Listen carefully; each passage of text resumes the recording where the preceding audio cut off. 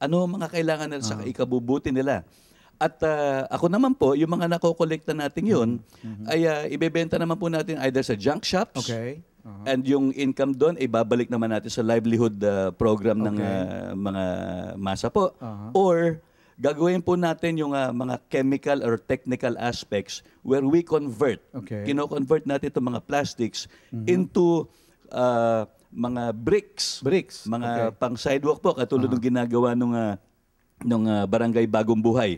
Magaling po ang kapitan po dyan at nakakausap ko po sila tungkol dyan, and I've gotten enough inputs, magagawa po natin. So mula po sa pera sa basura, magkakaroon na po tayo ng saving the environment, at the same time, may livelihood project pa. Tama po yan. Mga kaibigan, narinig nyo po ang mga immediate plans ng ating magiting na performing artist, would-be councilor of the 3rd District of Quezon City. Kaya't pakinggan po ninyo ang kanyang mensahe para sa inyong lahat. Mga kapitbahay dito po sa 3rd District at sa mga nanonood po sa PNN, itong darating na eleksyon po, itong darating na halalan, ay napaka-importante po sa bansa. Lalong-lalo na po sa national at local elections po, tayo po ay dapat at napaka-importante po na gamitin po natin ang ating pong ulo, ang ating pag-iisip na ibinigay po sa atin ng Diyos. Dahil hindi na po pwede na puro puso lang po ang iiral, gagamitin po natin ang pareho, intellect at emotions po, para mahalal ang nakarapat-dapat dito po sa mga opisyal po nating darating sa nahalalan. Ang importante po rito ay gamitin po natin na basihan dito yung kakayahan po, yung qualifications, hindi lang po dahil sa sikat. Medyo siguro po ako, nakikilala ho ako ng karamihan, pero karamihan ho ng mga sa depressed areas, hindi naman po nakakapunta sa mga music lounges at hotels. Kaya po ang ginagawa natin, dinadala na po natin ang musika sa kanilang bahay po. So, napaka-importante po itong darating na halalan. Use your mind, use your common sense po. Importante ho yan. Marami na ako nagsasabi, common sense is not common. Let's make common sense common itong darating na halalan po.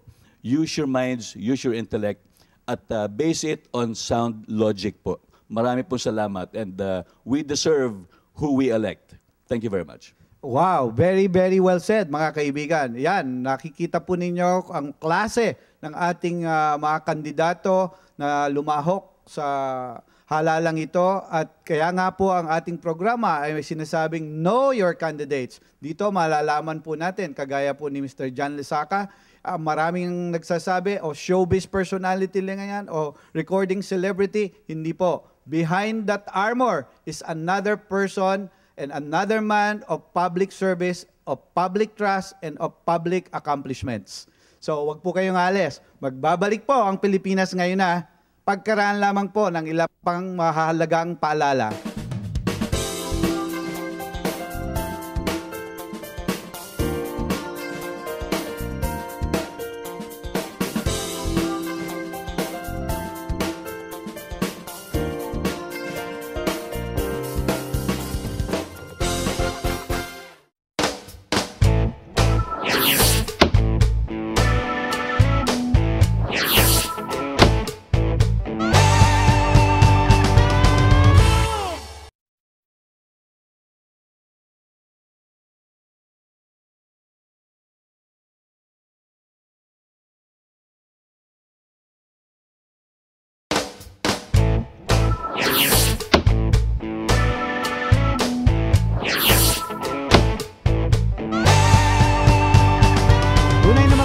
Ang halalan sa Quezon City ngayon.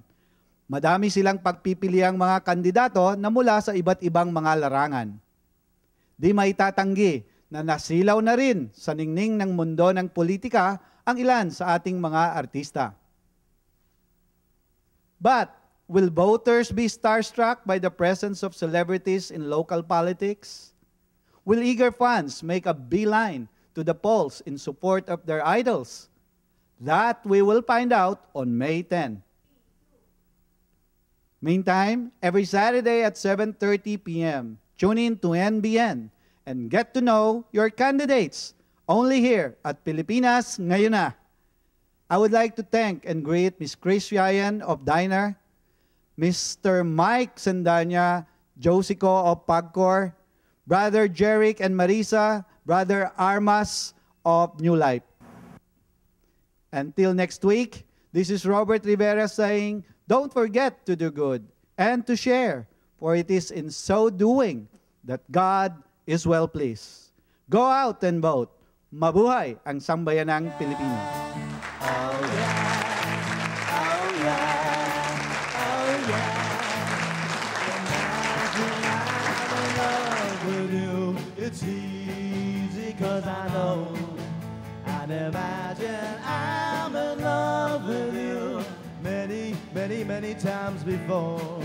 It's not like me to pretend, but I'll get you in the end.